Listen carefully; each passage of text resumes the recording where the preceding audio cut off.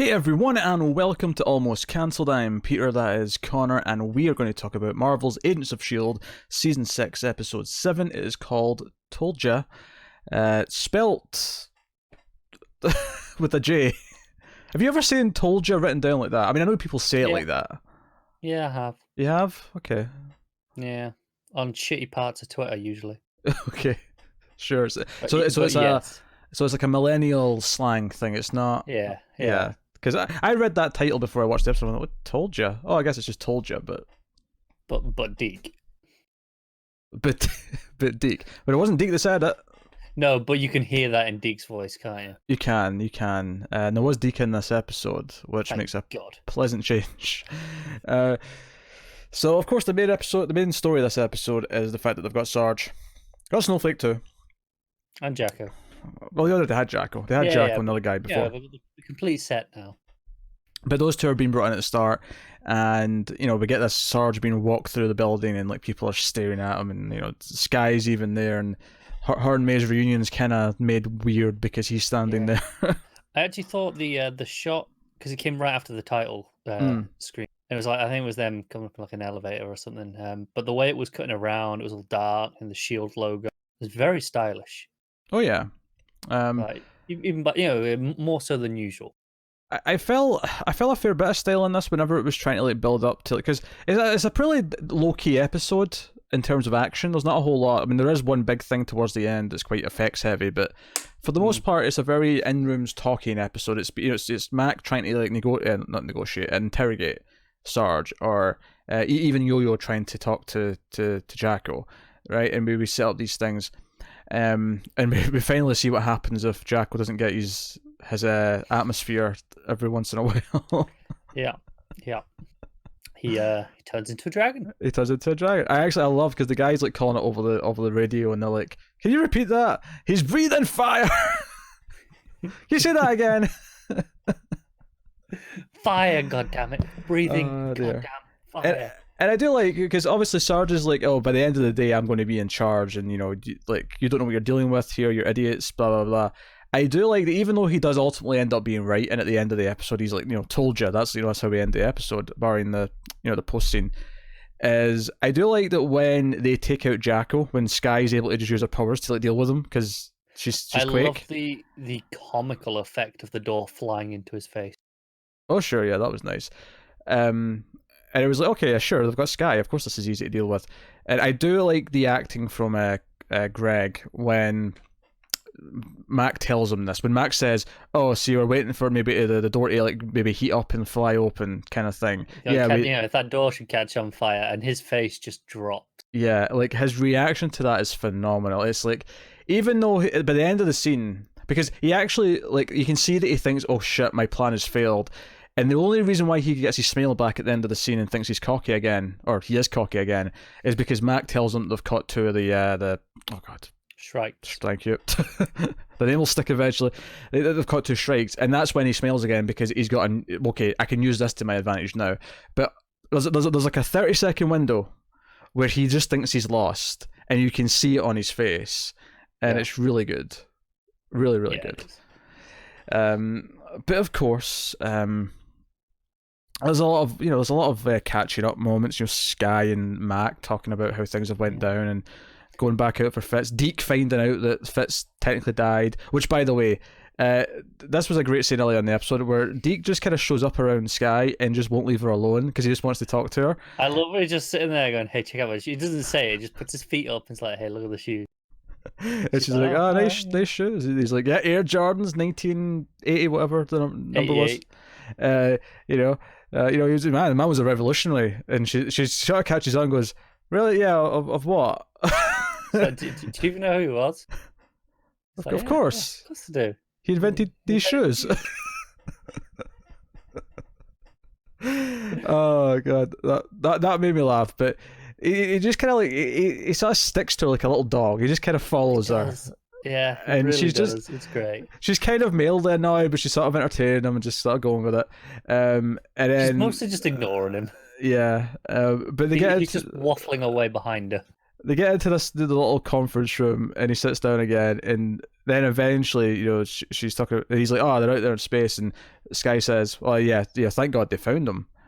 And he's like, "What do you mean found them?" And then he comes storming into Mac, like, a scene later. Like, why didn't you tell me? Why didn't you tell me that he died? I would have wanted to go on the mission to go and find the other Fitz. And Mac's like, you know what? Like, we're going to have to find them. At least they think they're going to have to find them again. Obviously, we'll have more than that from the B plot, but they think they're going to have to find them again. He's like, look, second time when they go back out, because I'm obviously going to send people out after them when we deal with this stuff. You can go on that mission. But in the meantime, we do have all of their technology that when we confiscated all this with, when we arrested them. We could really use you getting into this tablet if you want to use your Google brain. And he's like, are you trying to flatter me? Absolutely. Yeah, well, it worked. Totally worked, I think it was. Deke and Mac is becoming a favourite pairing of mine, I'm not going to lie. Between So what you're saying is Deke and everyone is a great pair. Deke and everyone is a great pairing, but Deke and Mac especially. After that reveal of like Sky and the virtual, the framework, like, this is my new favourite bromance, like, easily. Yeah. But what I like about this is, I always forget the new guy's name, Doctor. Oh, he's not in this episode, but I'm looking at the credits. Anyway, his name's Benson, I think. That sounds right. He essentially replaced Simmons, which is cool. But they didn't really have a tech guy, right? Like, he's not a techie. So no. Deke kind of filling that role, because he does happen to have those skills, is kind of nice. Not that he can necessarily invent stuff in the same way that Fitz can. Or maybe he can, because he's been rebuilding all the tech that he stole from S.h.i.e.L.D. So maybe he can. But at the very least, he's a computer guy, because he's always worked in the framework in the future. He's a revolutionary, don't forget. He's a revolutionary, yeah. So yeah, Deke's great as per usual, but he's one of the team again, which is nice. And this is the thing, is that we actually have assembled. Only Fitzsimmons are separate now. Like, everyone else has kind of came together, and you really feel it in this episode. Everyone's kind of bouncing off each other. There's a great moment where Sky kind of says to Mac, because Mac's like, "Oh no, I don't have time for romance and stuff because, like, I'm director now, and it's hard." And Coulson, and she's like, "Coulson could hate it better, but it was still hard for him." Blah blah blah. But I actually surprisingly really liked the moment, and this was again down to the acting, when Sky says, "Yeah, but you can't just ignore it. You love each other," and Mac like just almost says something, and he quite can't. He just kind of has to like react to it with his face, and it's actually like a really nice little moment where he's doing his best to just not care about it. He's like, no, I'm being professional. I can't do this, but it's clearly still eating at him inside. He's just not admitting it. Oh yeah. And I kind of like that moment. And obviously it helps that I didn't care about Keller, because they tried, but I mean, they only had like 2.5 episodes. I'll give them this. Like, he was better than just a red shirt. Like, I think they elevate them above that. He was better than what's his name? Lincoln. So, Oh, but I love season 3 of S.h.i.e.L.D., but goddamn, I was happy when he died at the end. Yeah. So, still, even with 2.5 episodes, better romance than that. True, that's true. Because he was likable enough. He wasn't unlikable. I just didn't necessarily care about him yet. Yeah, but he never once annoyed me. No, he didn't. No, that's true. He never annoyed me. So, credit where credit is due. So they get these 2 strikes, and May goes to get one. I mean, they're both on the Zephyr, but one takes the shuttle to get the other one. This is where my big problem with the episode comes in. Oh, you've got a big problem. A huge, just from it's a big plot thing that I can't get my head around as to why the characters suddenly became utterly stupid. Okay, go on. So these 2 strikes, they figure out, oh, hey, there's these 2, they're going to meet. That was the whole point. They were moving towards each other. They were trying to find each other. Mm-hmm. So what we do, we'll go pick them up and put them in the same bloody room. What? That never occurred to me, and the reason why it never occurred to me is because, probably like the characters, I didn't necessarily assume that just being together was going to create some sort of reaction. Like, I thought it was, they want to be together to plan something or have a meeting. Given that we've seen, the spikes that come out of them, and all our characters have seen this as well, and what they can. This felt like the worst possible thing they could have done. Like, immediately, I was like, why would you? Even if you've got them together and they wanted to plan, why would you put them in the same? You'd still put them in separate rooms. There's nothing because there's nothing they can do if they're under, if they're under lock and key. Like I don't know. It never occurred to me. I don't necessarily disagree with what you're saying either, but it never actually occurred to me because I never thought that. Oh, they're just going to erupt into spikes the second they see each other. I didn't think no, that wasn't like, they're going to do that. I'm not going to say I predicted, but as soon as they were like, okay, let's go pick them up, I thought they were taking separate things. Then when I realized they were just kind of putting them together, I was like, this is a terrible idea. They were heading towards each other. I just I thought of it as putting people in a holding tank at any jail cell. Like I don't know. I never gave it as much thought as that. I don't know. It really bothered me, and even in the jail situation, with high profile things, they put them in separate rooms. I mean, my argument would be that because they only have the one like safety pod that can contain them, right? They can pick up one at a time. So they put them in the thing that they think can hold them. It turns out that it quite couldn't hold them, but they didn't know exactly how powerful these things were going to be. So I'm going to let that slide more than you are, but I mean, I'm not going to necessarily shut on your complaint either. The last 10 minutes of the episode, I couldn't get past it. It was really annoying. Oh no, I loved the rest of it because, see when they actually started spiking and the one shield agent gets his spike through his neck, I was loving this shit. It was great stuff. But in the back of my head, I was going, is no one going to address that? Maybe they should have kept them separate. Like no one ever brings it up going, hey, yeah, this was kind of a bad idea. I was loving this shit, and then. It becomes this thing where they've got Sarge in the room, like, okay, we have to bring him in here to help, don't we? And he's like, okay, what do we do? He's like, well, you can't even kill them, but we normally do anymore. They're reacting too much now. And he's like, well, if I give you a list of demands and you meet them, maybe I'll tell you how you can maybe save all your friends. Because Yo-Yo and May are both on the Zephyr. They're like May's piloting, Yo-Yo's in the actual cargo hold with another red shirt. With a red shirt. Do you know what's funny is that red shirt almost feels like elevated above red shirt because she lived through this whole thing. She survived alongside Yo-Yo, and I immediately went, I'm almost going to recognize her face again just because she survived a thing where maybe she's going to join Piper and Davis. Yeah, she might. There's actually a set of agents below our core team who we kind of know and recognize. I liked it because it was just kind of like, oh, she survived. I assumed she was there to be killed, and then when she didn't, I was like, oh, look at that. With the cool robot hand. Yeah, she saved the cool robot. So because we find out Sarge because Sarge just wants his truck and his people back so they can go do what they're doing. And he does actually say at one point outright that, if we do our job properly, hopefully the planet won't have to die. So they don't seem to be the ones killing the planet unless it gets to the point where they just have to, because it's, like an infestation to the point where, okay. Yeah, if it's too far gone, they'll just burn it all down. Yeah. Essentially. But they don't necessarily want that to be the case. But he's happily to just kill innocent people to get in his way. Because Mac brings up the agent he killed back in episode 1. And he's like, well, he's in my way, and he's purely cold-blooded. Yeah, definitely. And there's still a lot of debate in this as to who he is. They're still prodding it. Yeah, and May even speculates that he knows as little as they do about why he looks like Coulson. Like he's equally clueless. That seems fair. Yeah. It seems to be somewhat true, which is why, some weird timey-wimey reason why it does end up kind of being Coulson or a clone of Coulson or something. Yeah, I can see it being Coulson in a weird roundabout way, and that's how, because at the end of this episode, he's back in charge, right? It's Coulson running S.h.i.e.L.D., kind of. Excuse me, Sarge in charge. Continue. Really? But my point was, it feels like a nice way of actually giving us that back in a roundabout way. Should he, if it is some sort of time travel thing, can we get his memories back? We speculated a lot. I think it was last week.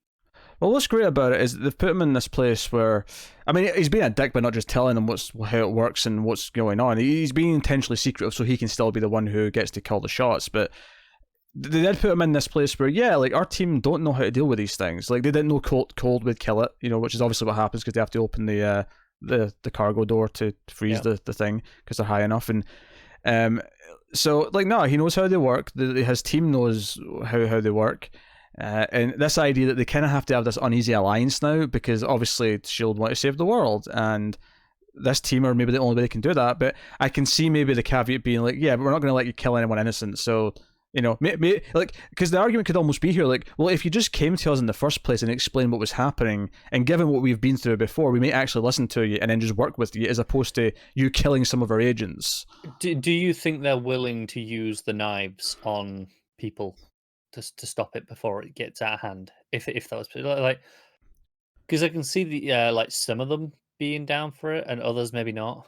I can see it being the sort of difficult choice that they have to like build up to, and they'll almost hold off until the last second that they can do it because yeah, like people like May. I think like obviously we've seen her do it already for survival, for her own survival, right? But we've seen throughout the seasons the tough choices she has always been more than willing to make. Yeah. So I can see her, going, yeah, we should use the knives and kind of taking that side of the argument. Yeah, I can see it being like this moral debate with a lot of them, and maybe like some of them individually have like maybe like hardens a little bit quicker and like sort of like has to kind of enforce it with everyone else for their own good kind of thing.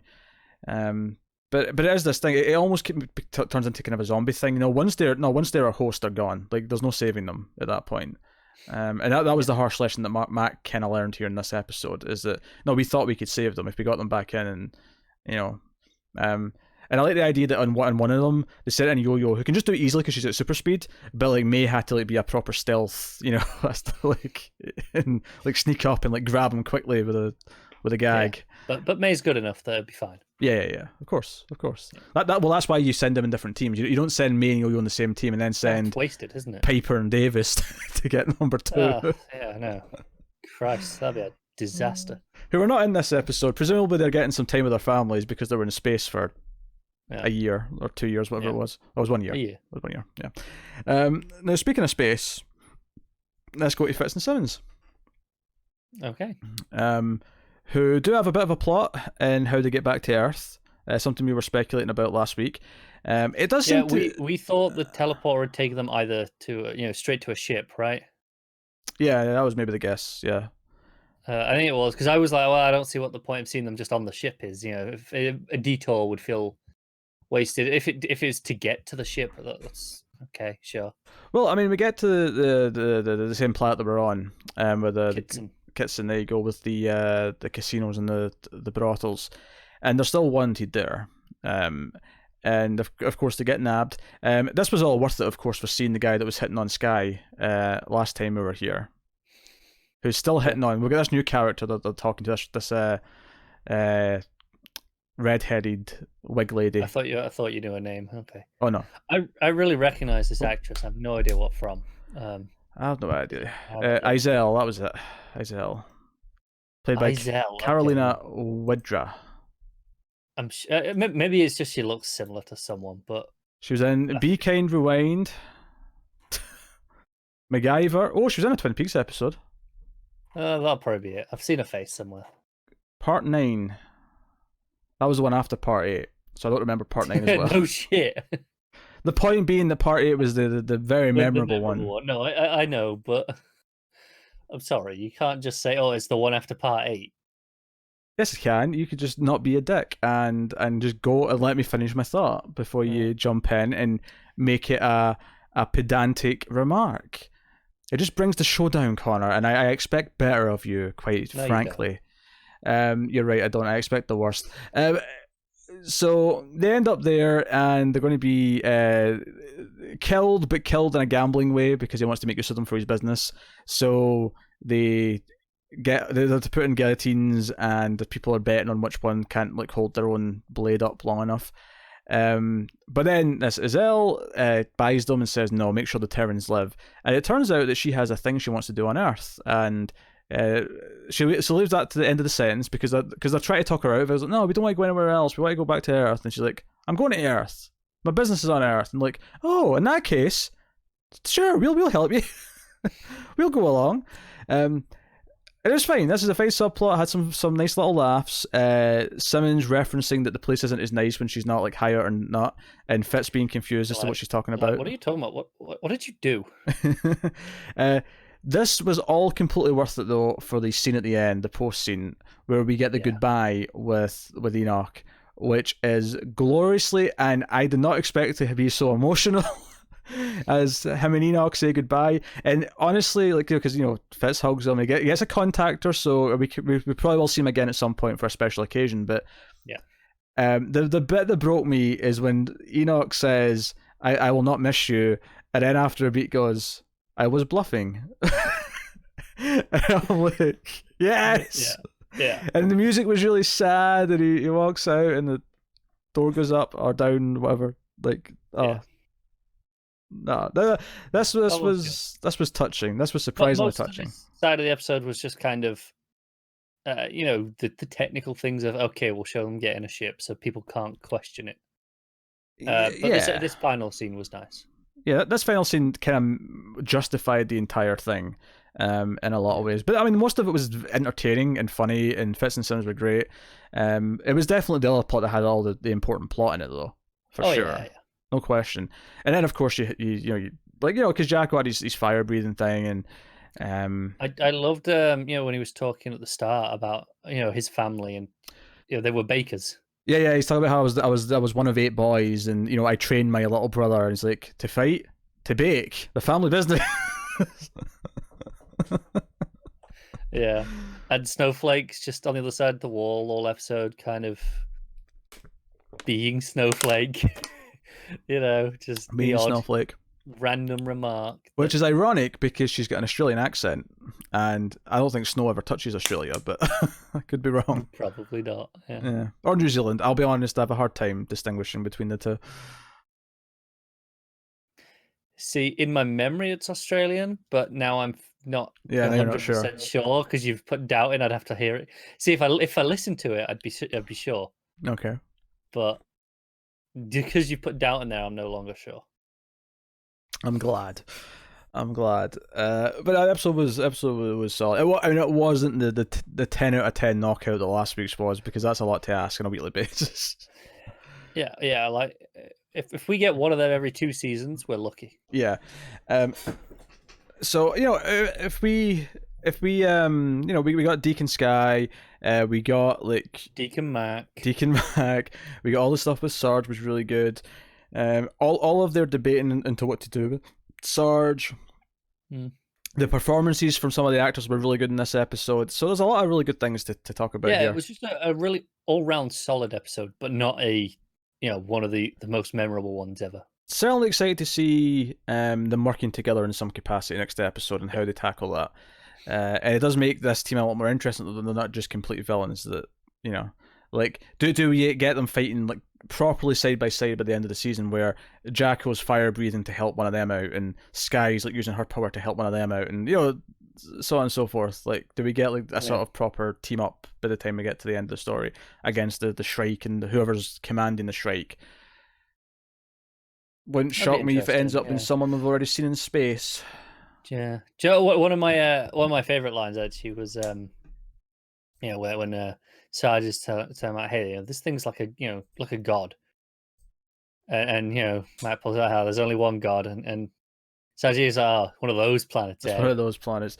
Admittedly, as an atheist, Sarge was speaking to my soul a little bit. But I like the reversal on it. Yeah, I mean, for the record, though, I love Mac, and I love Mac's devotion. Like the way he uses his religion to sort of like prop himself up and like give himself like the strength. It's been a consistent thing for him. And Yo-Yo as well. They had that together. But it's always been well used though. I've never felt like it's doing anything other than him finding his own strength. It's never felt like it's been doing any more than that, and it's always come across as very genuine.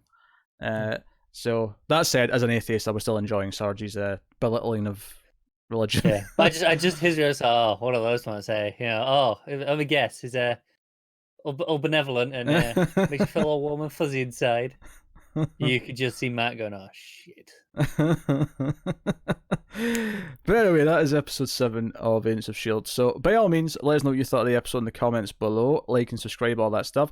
Rate the podcast on the podcast app that you're using. It helps us out a lot because it shares it with more people find it because they promote it a little bit more and recommend it out to people and stuff like that. You can support us financially over at patreon.com/MailFuzzTV. We can support us for as little as $1 per month and get some bonuses, exclusives, and ensure the content keeps coming. So go and have a look and see all the other things we have on offer. And as for other things to check out right now, I'm not sure which other review series. you know what? I'm going to go with Screams After Midnight, our horror movie podcast. And the reason why I'm going with that one, because between season 4 recommending Chopping Mall and then last episode referencing both Ringu and Night of the Living Dead, I feel like there's some horror fans on the S.h.i.e.L.D. writing team. So the only other thing I think we should actually recommend, given that I don't think it was out last time we were talking, or maybe just, was is Dark. Season 2, which we're covering right now, which is a lot of time travel. Oh, which, yeah. You know, very relevant to fans of this show. Yeah, the first one was definitely up by the time we did that episode. Maybe, but I don't know if we mentioned it last week. I don't remember. I don't remember. Well, either way, it's mentioned now. I'm sure we probably did, but I'm only saying that because I assume we did, not because I remember doing it. But anyway, that is us. Thank you once again for watching or listening. We always appreciate it. Keep watching TV, guys. Have you got any vanilla?